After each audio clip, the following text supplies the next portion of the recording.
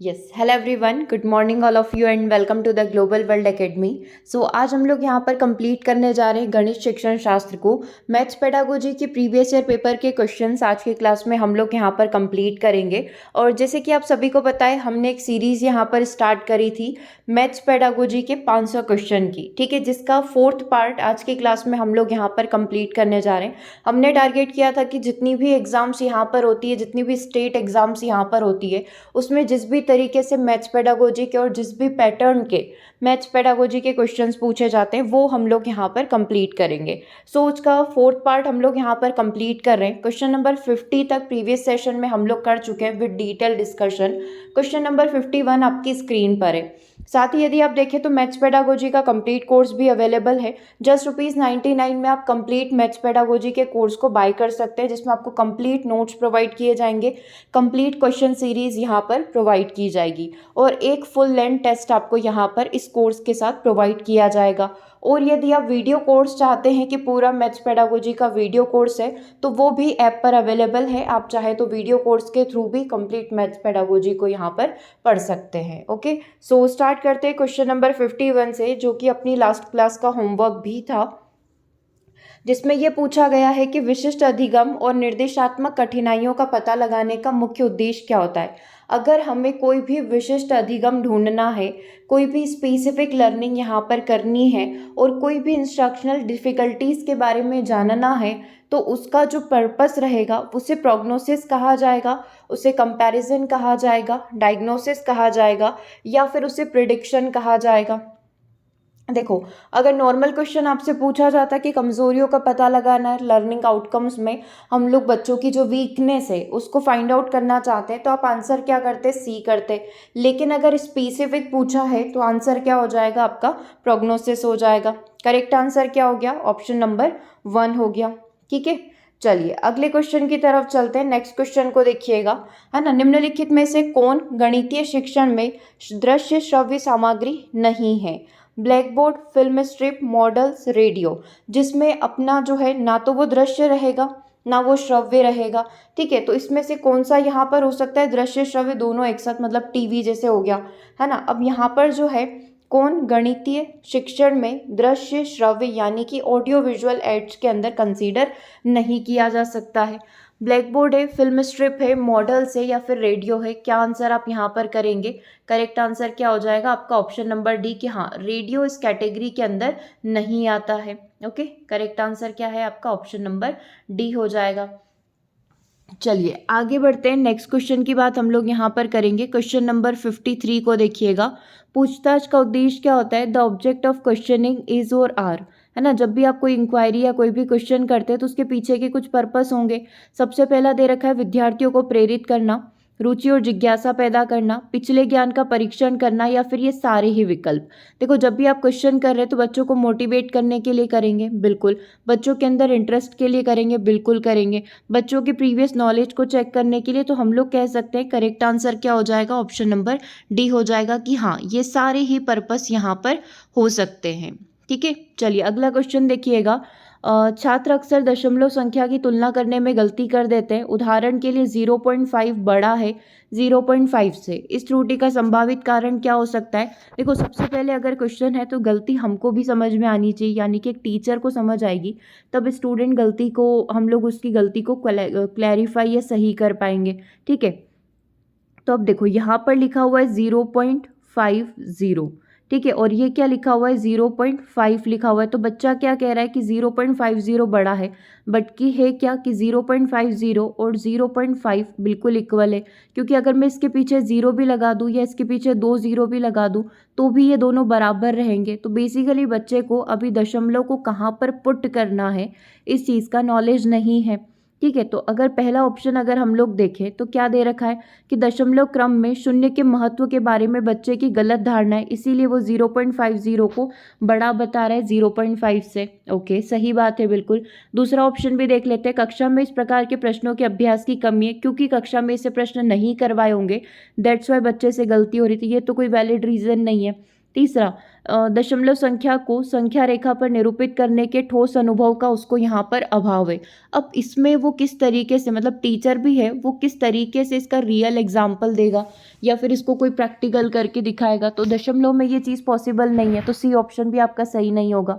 और option number D क्या बोल रहा है, carelessness attempt by the student, बच्चों की लापरवाही एक कारण यहाँ पर हो सकती है। तो करेक्ट आंसर क्या हो गया आपका, ऑप्शन नंबर बी हो गया, है ना, ऑप्शन नंबर 1, जिसमें ये बोला हुआ है कि misconception regarding the significance of zero in ordering the decimal, दशमलव को कहाँ पर पुट किया जाए तो उसका क्या मीनिंग निकलेगा, इस मामले में उस बच्चे की गलत धारणा हो सकती है जिसको हमें करेक्ट करने की ज़रूरत पड़ेगी। ओके, चलिए क्वेश्चन नंबर 55 आपकी स्क्रीन पर है। विचारों को एक साथ मिलाकर एक नया संपूर्ण बनाना क्या कहलाता है?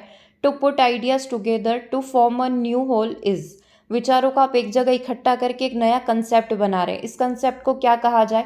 वैल्यूएशन कहा जाएगा, सिंथेसाइज कहा जाएगा, एनालाइज कहा जाएगा, या फिर इसको एप्लीकेशन का नाम दिया जा सकता है।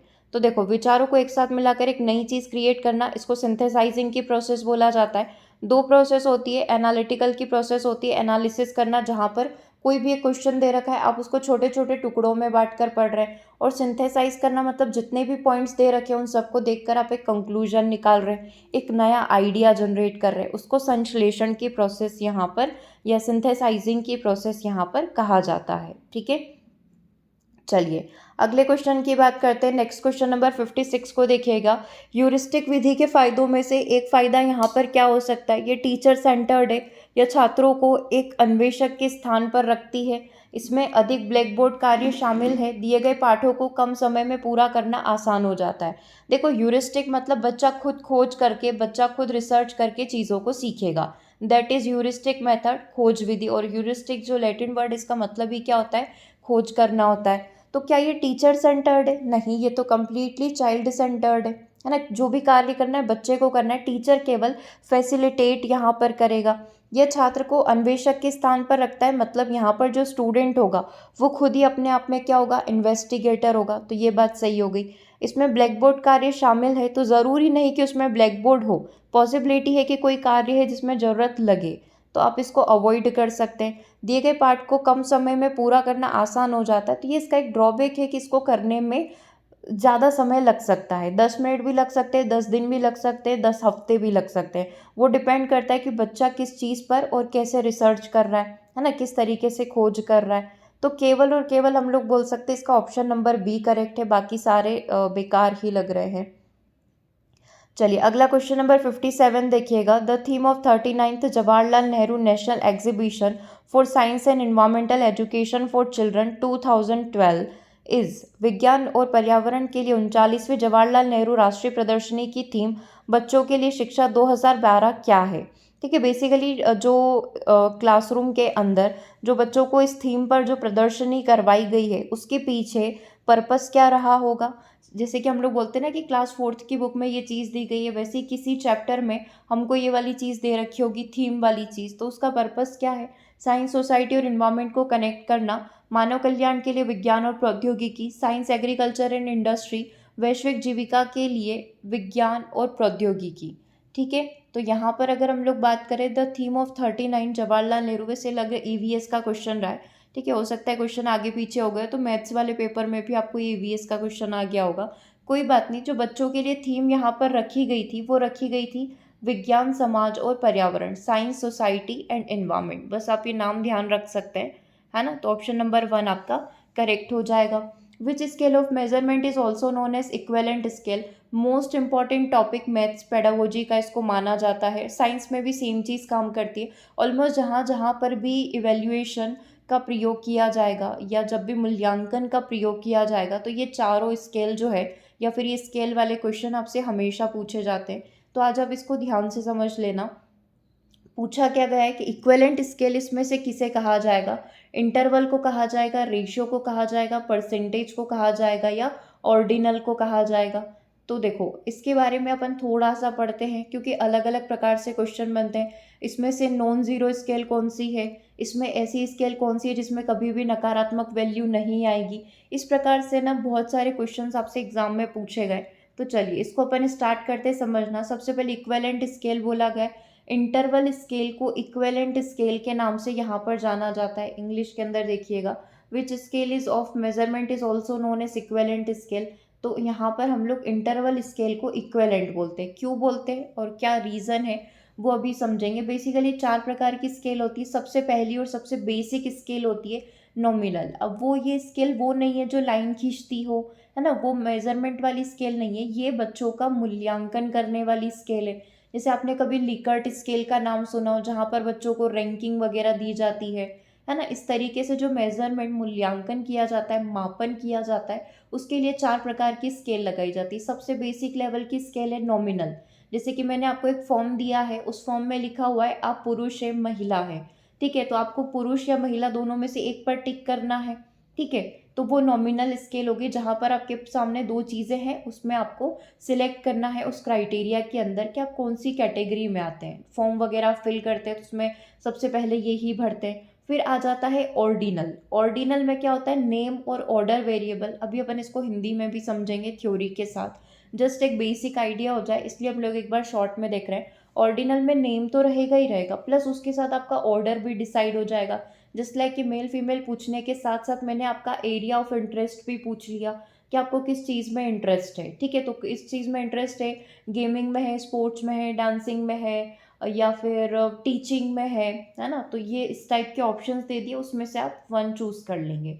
इंटरवल में नेम रहेगा, ऑर्डर रहेगा और proportionate interval between the variables, है ना। मतलब ये इंटरवल स्केल जो अभी अपन से पूछे थे कि इक्विवेलेंट स्केल भी बोला जाता है, इसको अभी अपन डिस्कस करेंगे डिटेल में। और सबसे इम्पॉर्टेंट और सबसे मोस्ट इम्पॉर्टेंट आप कह सकते हैं रेशियो स्केल होता है, जिसमें नेम भी रहेगा, मतलब बेसिक इन्फॉर्मेशन, ऑर्डर भी रहेगा, कैटेगरी हो जाएगी, प्रोपोर्शनल इंटरवल बिटवीन वेरिएबल्स भी हो जाएगा और can accommodate absolute zero value, ठीक है, ये भी रहेगा। तो इसको भी अभी अपन पूरा बेसिक से पढ़ते हैं।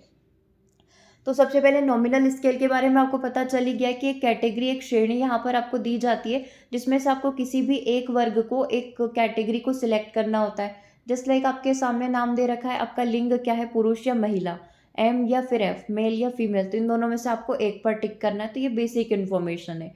फिर अपने पास दूसरी स्केल आ जाती है यहाँ पर क्रमसूचक स्केल, या इसको ऑर्डिनल स्केल आप कह सकते हैं। दूसरे लेवल की ये स्केल होती है। बेसिकली जो डेटा के बीच भिन्नता की डिग्री स्थापित किए बिना उसके क्रम, और कह सकते हैं कि उसके क्रम का जो रैंकिंग है उसका क्या करेगी, पूरा प्रतिनिधित्व यहाँ पर कर देगी। मतलब बेसिकली डेटा कलेक्ट करने का ये कार्य करेगी। जैसे आप एग्जांपल यहाँ पर देख सकते हैं, स्कूली छात्रों की अगर आपको रैंकिंग करना है, फर्स्ट, सेकंड, थर्ड, फोर्थ, और उसमें भी क्राइटेरिया दे दिया है कि फर्स्ट कौन होगा, जो 85 से ऊपर आएगा वो सब फर्स्ट हो जाएंगे, जो 75 से इसके बीच में होंगे। इस तरीके से बच्चों की रैंकिंग अपन कर देंगे, है ना। रेस्टोरेंट वगैरह में आप जाते हैं, वहाँ पर अगर आप रेटिंग करते हैं, 5 स्टार रेटिंग, खाना बहुत बुरा हुआ तो 1 स्टार भी देकर आ जाते हो।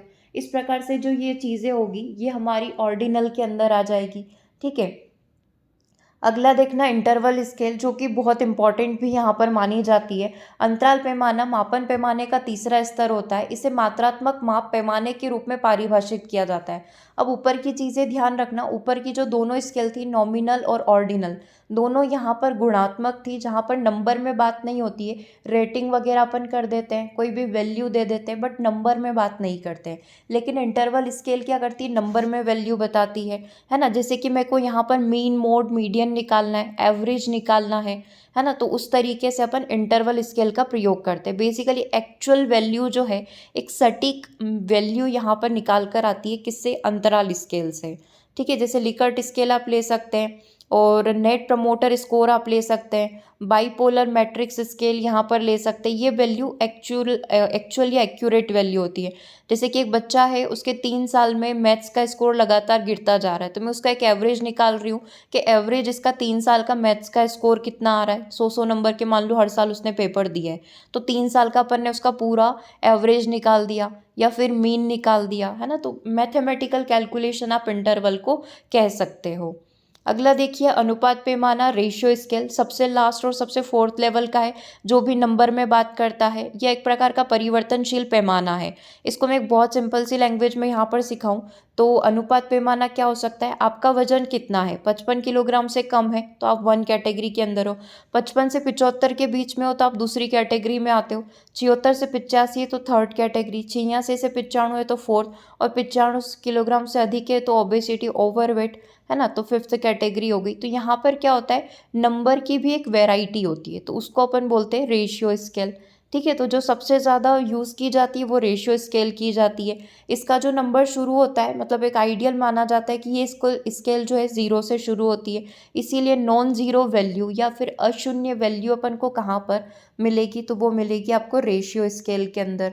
ठीक है, नेगेटिव वैल्यू किस में नहीं होती है, तो इसमें नेगेटिव वैल्यू नहीं है, बाकी सब में नेगेटिव वैल्यू हो सकती है। ओके, चलिए अगला क्वेश्चन देखिएगा। क्वेश्चन थोड़ा सा लेंदी है, तो आप एक काम करिए, दो दो ऑप्शन पढ़ते जाइए और आंसर करते जाइएगा। परियोजना की रिकॉर्डिंग का मतलब क्या होता है, रिकॉर्डिंग ऑफ द प्रोजेक्ट। आप जैसे कोई भी प्रोजेक्ट कार्य कर रहे हो तो उसकी क्या की जा रही है, रिकॉर्डिंग की जा रही है। फ़ोन के अंदर रिकॉर्डिंग वाला रिकॉर्डिंग नहीं है ये, अगेन आई रिपीट कि फ़ोन के अंदर जो रिकॉर्डिंग करते हैं कि कोई कैमरा लेकर बैठा हुआ है, वो उसको वीडियो शूट कर रहा है, वो वाली रिकॉर्डिंग नहीं। परियोजना रिकॉर्डिंग का मतलब होता है कि जो जो भी एक्टिविटी प्रोजेक्ट समय में करी गई, जैसे कि प्रोजेक्ट की 6 स्टेप होती है। सबसे पहले तो आपने क्या डिसाइड करा, उद्देश्य डिसाइड करा। सबसे पहले तो आप स्टूडेंट डिसाइड करते हैं कि कौन से स्टूडेंट प्रोजेक्ट करेंगे, फिर उन स्टूडेंट के अकॉर्डिंग आप क्या करोगे, एक प्रोजेक्ट डिसाइड करोगे, है ना, कि हमें इस पर काम करना है। फिर आप करिकुलम रेडी करोगे, फिर आप प्रॉपर उसकी प्लानिंग करोगे, फिर प्रोसीजर करोगे, फिर फाइनल इवैल्यूएशन करोगे, फिर आप जनरलाइज करोगे। तो इस तरीके से क्या होती है, 6 स्टेप होती है। तो इसको बोला जाता है परियोजना की रिकॉर्डिंग करना, है ना। मतलब सारा डेटा आप एक पेपर पर लिखोगे, सारी चीज़ें कि किन किन स्टूडेंट ने पार्टिसिपेट किया, कौन कौन का इसमें बहुत बड़ा योगदान है ना, क्या एक्टिविटी हुई, क्या कमियां रह गई, क्या हमने बहुत अच्छा किया, किन किन चीज़ों में डाउट रह गया। तो ये चीज़ क्या कहलाती है, रिकॉर्डिंग, है ना। अब पहला ऑप्शन अगर आपने पढ़ लिया हो तो उसमें क्या बोला है कि जब परियोजना पूरी हो जाती है तो शिक्षक और बच्चों को इसका मूल्यांकन करना चाहिए और संयुक्त रूप से चर्चा करनी चाहिए कि परियोजना के उद्देश्यों को पूरा किया गया या नहीं किया गया। ठीक है, अगला देखना, समस्या का चयन करते समय शिक्षक को सुझाव देकर चर्चा को प्रोत्साहित करना चाहिए। प्रस्तावित परियोजना छात्रों की पिछली आवश्यकता के अनुसार होनी चाहिए। परियोजना का उद्देश्य बच्चों द्वारा अच्छी तरीके से परिभाषित और समझा जाना चाहिए। ठीक है, और तीसरा ऑप्शन देखना, इसी का तीसरा ऑप्शन है ये, परियोजना की सफलता के लिए परियोजना की योजना बनाना बहुत महत्वपूर्ण है। बच्चों को अपने शिक्षक के मार्गदर्शन में परियोजना की योजना बनानी चाहिए। फोर्थ ऑप्शन देखिएगा, बच्चे परियोजना कार्य का पूरा रिकॉर्ड रखते हैं। परियोजना को रिकॉर्ड करते समय महत्वपूर्ण बिंदु जैसे परियोजना की योजना कैसे बनाई गई, क्या क्या चर्चा की गई, कर्तव्यों को कैसे सौंपा गया, इसका मूल्यांकन कैसे किया गया, आदि चीज़ों को ध्यान में रखना चाहिए। अब मैंने जो आपको स्टार्टिंग में बताया था, रिकॉर्डिंग का मतलब कि A to Z जो भी काम हुए वो सारे काम को क्या किया जाए, नोट किया जाए। ये कहाँ पर लिखा हुआ है, ऑप्शन नंबर डी के अंदर लिखा हुआ है। तो आंसर क्या हो जाएगा आपका, ऑप्शन नंबर डी हो जाएगा। पहला क्यों गलत हुआ, पहला इसलिए गलत हुआ कि इसमें यह बोला गया था कि जब परियोजना पूरी हो जाए तो बच्चे मूल्यांकन करें कि उन्होंने उद्देश्य पूरा किया या नहीं, है ना। तो बस एक चीज़ की बात हो रही थी, दूसरे में चर्चा की बात हो रही थी केवल। तीसरे वाले ऑप्शन में क्या बोला, प्लानिंग की बात हो गई। तो ये तो एक एक स्टेप है ना। अभी रिकॉर्डिंग का मतलब क्या होता है कि पूरी योजना जो भी यहाँ पर A to Z हुआ है, इंट्रोडक्शन से लेकर कंक्लूजन तक, सब चीज़ों पर एक रिटर्न में कुछ लिखा जाए, है ना, उस पर बात की जाए, तो वो चीज़ हो जाएगी। तो आंसर क्या हो जाएगा आपका, ऑप्शन नंबर डी हो जाएगा। ठीक है, चलिए क्वेश्चन नंबर 60 के पास चलते हैं। क्वेश्चन नंबर 60 का आंसर करिएगा, क्या आंसर यहाँ पर करेक्ट होगा। Purpose of evaluation phase of teaching is, शिक्षण के मूल्यांकन चरण का उद्देश्य क्या होता है। जब आप मूल्यांकन करते हैं तो पर्पस क्या होता है, यह जानने के लिए किस हद तक उद्देश्यों की प्राप्ति की गई है, शिक्षक की कमी का पता लगाना, रणनीतियों की प्रभावशीलता को जानना, या फिर ये सारे ही उद्देश्य। देखो, हम लोग ये देख सकते हैं कि यहाँ पर पूछा गया है कि इवेल्युएशन फेज अगर हम लोग यहाँ पर बात कर रहे हैं तो डेफिनेटली पहला ऑप्शन तो करेक्ट है ही सही, कि यह जानने के लिए कि हमने कहाँ तक उद्देश्यों की प्राप्ति की है। To know the shortcoming of the teacher, शिक्षक की कमी जानने में भी आप मूल्यांकन के चरण का प्रयोग कर सकते हैं, जहाँ पर टीचर खुद को सेल्फ इवेल्युएट कर सकता है कि यार मुझसे पढ़ाने में कुछ सही नहीं रहा, या मैंने कोई सही ट्रिक नहीं लगाई, या मैंने कोई शॉर्ट ट्रिक नहीं लगाई बच्चों को पढ़ाने के लिए, है ना, मतलब जिससे बच्चे आसानी से समझ जाए। ओके, और अगला ऑप्शन देखना जिसमें पूछा गया कि रणनीतियों की प्रभावशीलता, कि मैंने जो स्ट्रैटेजी यूज़ करी वो कितनी इफेक्टिव थी। तो डेफिनेटली ये सारे के सारे चरण किस में आ जाएंगे, एवेल्यूएशन के अंदर आ जाएंगे। तो आंसर क्या हो जाएगा आपका, ऑप्शन नंबर डी हो जाएगा। अगला क्वेश्चन देखिएगा, एक इकाई योजना नहीं होनी चाहिए। यूनिट प्लानिंग कैसी नहीं होनी चाहिए, लचीली होनी चाहिए, एक वैरायटी उसके अंदर होनी चाहिए, परिचित विषयों से मिलकर होनी चाहिए, या फिर टीचर ओरिएंटेड होनी चाहिए। तो याद रखना, कभी भी यूनिट प्लानिंग ना टीचर ओरिएंटेड नहीं होती, वो हमेशा चाइल्ड ओरिएंटेड या फिर स्टूडेंट ओरिएंट होती है। ठीक है, तो डी आंसर अपना नेगेटिव है, वही क्या हो जाएगा आपका करेक्ट आंसर हो जाएगा। चलिए अगले क्वेश्चन की बात करते हैं। Mahesh forgot to bring his book to school and ask Amit to share his book during the lecture and saying you should share your book with me today because I shared my homework book with you yesterday. Basically बोला क्या गया है कि महेश जो है आज अपनी homework की बुक लाना भूल गया था, तो उसने अमित को बोला कि तुम मेरे साथ अपनी होमवर्क की बुक शेयर करो, क्योंकि कल मैंने तुम्हारे साथ मैं अपनी बुक शेयर करी थी, तो आज तुम मेरे साथ शेयरिंग करो। सो लॉरेंस कोहेलबर्ग के अनुसार ये नैतिक विकास का बच्चा कौन से चरण में है, महेश नैतिक विकास के कौन से चरण के अंदर आएगा। लॉ एंड ऑर्डर के अंदर आएगा, एक्सचेंज पूर्व पारंपरिक स्टेज के अंदर आएगा, बिंग नाइस कन्वेंशनल स्टेज के अंदर आएगा, ओबीडेंस प्री कन्वेंशनल स्टेज के अंदर आएगा। क्या आंसर करेक्ट होना चाहिए इसका। देखो सिंपल सा कंसेप्ट यहाँ पर कहा गया है कि लॉरेंस कोहेलबर्ग, मतलब अगर महेश ने कल अमित के लिए अच्छा किया था, तो आज अमित को क्या करना पड़ेगा, महेश के लिए अच्छा करना पड़ेगा। तो लॉरेंस कोहेलबर्ग का कौन सा स्टेज कहा जाएगा। पहली बात तो लॉरेंस कोहेलबर्ग ने 3 लेवल और 6 स्टेजेस बताई है। प्री कन्वेंशनल लेवल पहला लेवल है, कन्वेंशनल लेवल दूसरा लेवल है, और पोस्ट कन्वेंशनल लेवल अपना तीसरा लेवल होता है। ठीक है, और हर एक लेवल में 2 स्टेजेस बताइए। तो इस तरीके से आप देख सकते हैं टोटल 6 स्टेजेस यहाँ पर बताई गई है, जिसमें सबसे पहली स्टेज होती है कि बच्चा कोई भी कार्य कर रहा है तो वो क्यों कर रहा है, ताकि उसको सज़ा नहीं मिले, to avoid the punishment, punishment से सज़ा से बचने के लिए वो कार्य कर रहा है। स्टेज 2 क्या होती है, एमिंग एट रिवॉर्ड, मतलब यहाँ पर बच्चा कोई भी कार्य कर रहा है तो वो किसके लालच में कर रहा है, बदले में उसको रिवॉर्ड दिया जाएगा।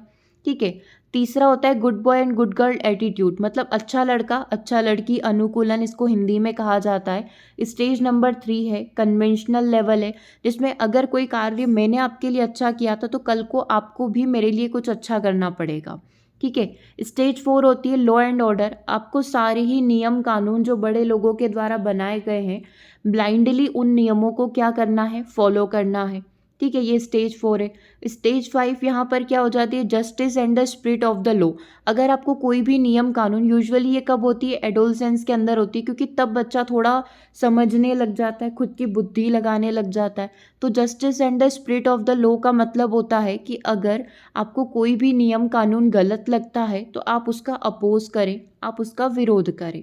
ठीक है, स्टेज नंबर 6 क्या होती है, यूनिवर्सल प्रिंसिपल ऑफ एथिक्स, है ना, जहाँ पर आपके अंदर मोरालिटी नैतिकता के सारे गुण आ जाते हैं। अब वो जो महेश और अमित वाली कहानी है वो कहाँ पर अप्लाई हो रही है, स्टेज नंबर 3 पर अप्लाई हो रही है, जिसका नाम है good girl good boy orientation, और लेवल कौन सा है, कन्वेंशनल लेवल है। तो जहाँ जहाँ पर भी प्री और पोस्ट लिखा हुआ है वो आप हटा दो। ये लिखा हुआ है ऑप्शन नंबर 1 के अंदर पोस्ट कन्वेंशनल, तो ये अपन हटा देते हैं। यहाँ पर प्री कन्वेंशनल, यहाँ पर प्री कन्वेंशनल, तो केवल ऑप्शन नंबर सी आपका बच रहा है कि बिंग नाइस, मतलब आप एक दूसरे के साथ अच्छे रहिए, है ना, बिंग नाइस टू मी, मेरे साथ हमेशा अच्छे रहना, अपन ऐसा बोलते हैं ना। तो सुखपूर्वक मतलब दोनों एक दूसरे का भला करेंगे, तो ये कौन से लेवल पर आएगा, कन्वेंशनल लेवल पर आएगा। ऐसा ये क्वेश्चन आपसे सीडीपी में भी पूछा गया था कि आज मैं अपना लंच बॉक्स लाना भूल गई तो मेरी साथी मेरे साथ लंच बॉक्स शेयर करेगी, और इन फ्यूचर कभी भी वो लंच बॉक्स लाना भूल जाती है तो मैं अपना लंच बॉक्स उसके साथ शेयर करूंगी।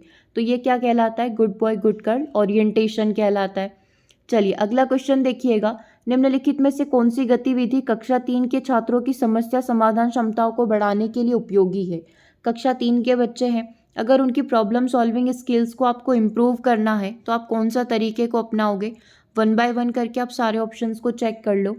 सबसे पहला ऑप्शन क्या बोल रहा है, एक वर्ग पहेली जिसमें सभी प्रमुख शब्द जैसे सम संख्या, विषम संख्या, संयुक्त संख्या, अभाज्य संख्या आदि के लिए सुराग दिए हुए हैं, मतलब बच्चे को ये फाइंड आउट करना है। ठीक है, अगला देखना दूसरा ये कह रहा है कि एक समूह परियोजना ठीक है, एक समूह परियोजना प्राथमिक विंग के छात्रों को 4 सदन है ना 9 स्कूल की गृह प्रणाली में समान रूप से कैसे वितरित किया जाए ताकि हर घर में खेल, कला, संस्कृति और शैक्षणिक गतिविधियों के प्रतिभाशाली छात्र हों।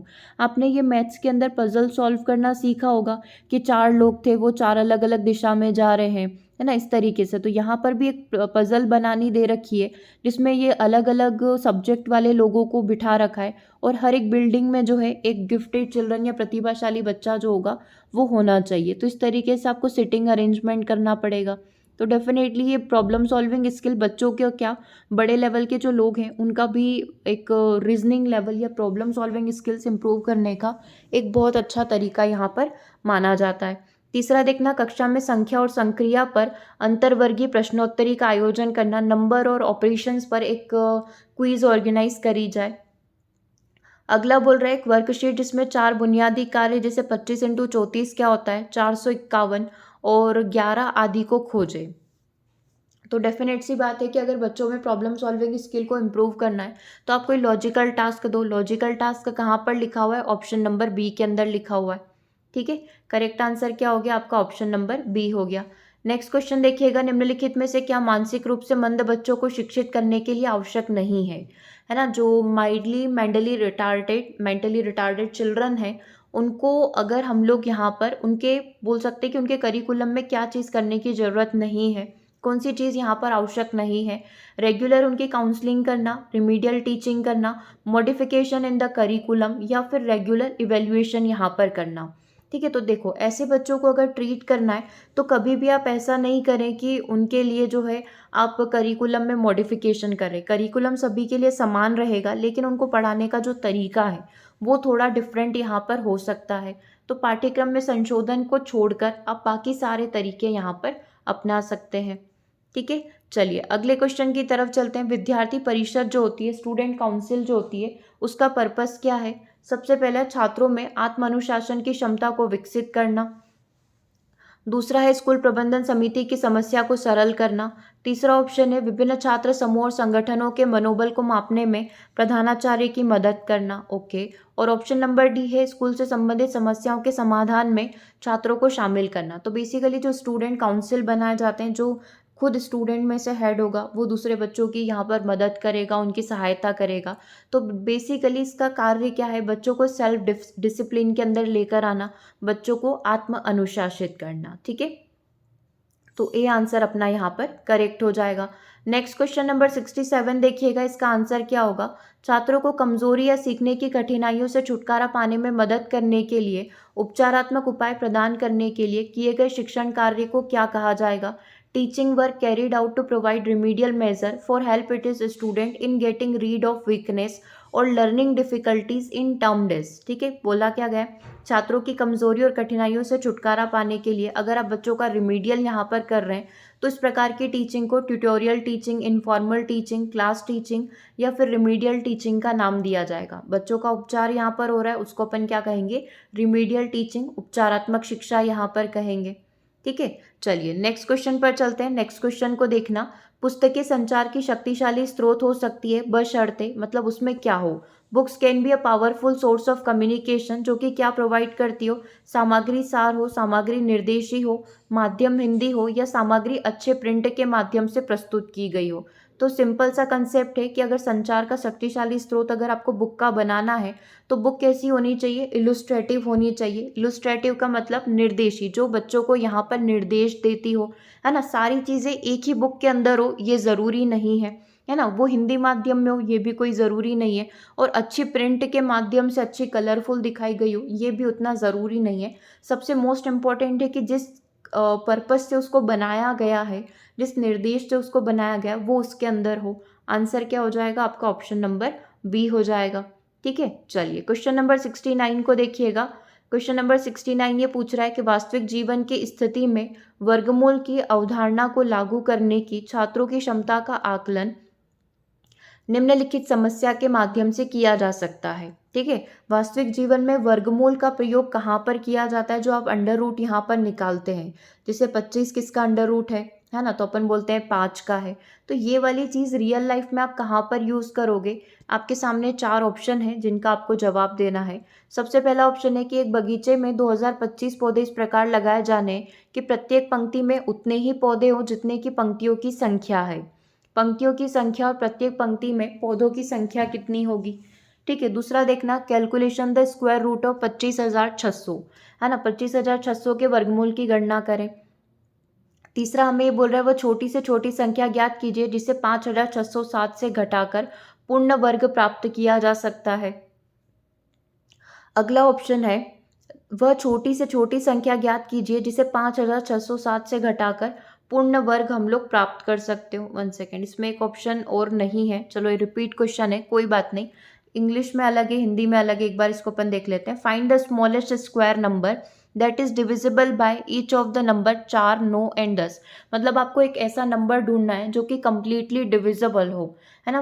Find the smallest square number मतलब आपको एक ऐसा कोई नंबर ढूंढना है जो कि पूरा डिविजिबल हो, जिसका पूरा विभाज्यता का नियम लग जाता हो, जो पूरे तरीके से डिवाइड हो जाता हो 4 से, 9 से और 10 से, है ना। अब इनमें से हमको इसका जवाब नहीं देना है, हमको ये बताना है कि कौन सा तरीका रियल लाइफ में वर्गमूल निकालने के काम आएगा। तो ये वाला तरीका, आप स्क्वायर में एक पार्क आपने बनाया है, स्क्वायर में आपने क्या कर रखे हैं, यहाँ पर मैंगो के प्लांट्स लगा रखे हैं, ट्री आपने यहाँ पर लगा रखे हैं, बराबर लाइन में जो हॉरिजेंटल और वर्टिकल बराबर लाइन में आपने बराबर ट्री लगा रखे हैं। ठीक है, तो कहीं ना कहीं वो वर्गमूल होगा, जितने इस लाइन में होंगे उतने ही इस लाइन में होंगे, तो टोटल इसका स्क्वायर करके आप यहाँ पर क्या कर सकते हैं, नंबर काउंट कर सकते हैं। तो वर्गमूल का प्रयोग आप ऑप्शन नंबर 1 में कर सकते हो। ठीक है, चलिए आगे बात करते हैं क्वेश्चन नंबर 70 की। एक शिक्षण इकाई के प्रशासन में शामिल होना चाहिए। The administration of a teaching unit involve. एक शिक्षण इकाई के प्रशासन में कौन कौन सी चीज़ें सम्मिलित होना चाहिए? इंट्रोडक्शन होना, प्रस्तुतिकरण, प्रेजेंटेशन होना, इवेल्युएशन होना, या फिर all of the given option. जब भी आप एडमिनिस्ट्रेशन की बात करते हैं तो उसके अंदर क्या चीज़ें सम्मिलित होना चाहिए? तो चलिए ये आपके लिए होमवर्क है, इसको अब हम लोग नेक्स्ट क्लास के अंदर डिस्कस करेंगे। इसके बारे में आप सोचिएगा कि इसका क्या आंसर यहाँ पर करेक्ट हो सकता है। ओके, और किसी भी क्वेश्चन में कोई भी डाउट है तो आप ज़रूर से मेंशन कर दीजिएगा, ताकि नेक्स्ट क्लास में यदि आपके कोई डाउट रहते हैं तो उन्हें हम पहले सॉल्व कर लें। ठीक है, और साथ ही सेशन कैसा लगा कमेंट करके ज़रूर से बताइएगा। बाकी के अदर कोर्सेज और फ्री टेस्ट लगाने के लिए आप ग्लोबल वर्ल्ड एकेडमी ऐप को डाउनलोड भी कर सकते हैं। ओके, सो आज की क्लास को हम लोग यहीं ओवर करते हैं, मिलते हैं हम लोग अपने नेक्स्ट सेशन में। Thanks for watching.